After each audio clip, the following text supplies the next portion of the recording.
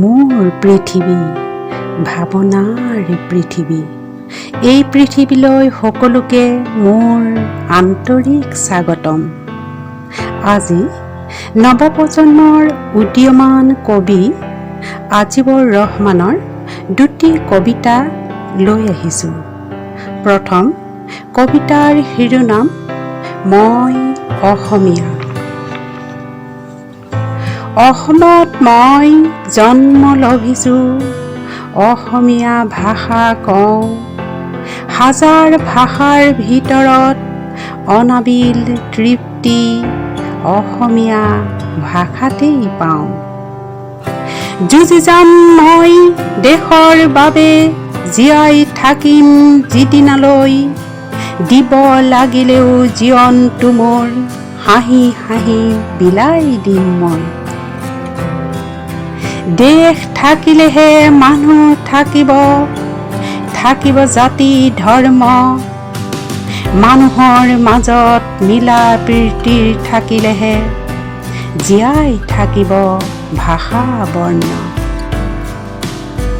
মানুহ হৈ মানুহক আমি মানৱতাৰ চকুৰে চাওঁ।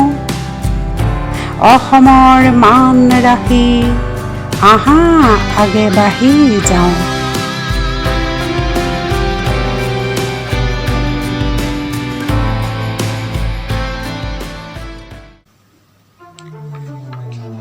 দ্বিতীয় কবিতাৰ শিৰোনাম অহংকাৰ। কবি আজিবৰ ৰহমান। এদিন তুমি যাবই লাগিব পৃথিৱীখন এৰি। তথাপিও কিয় তুমি ইমান অহংকাৰী? ধন সম্পত্তি আছে বুলিয়েই অহংকাৰ কৰি গৈছা।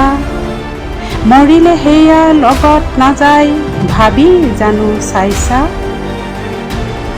শূন্যৰ পৰা আৰম্ভণি জীৱনৰ, শূন্যতেই হ'ব শেষ। অহংকাৰ কৰি লাভ নাই একো, একেটাই মৃত্যুৰ বেশ।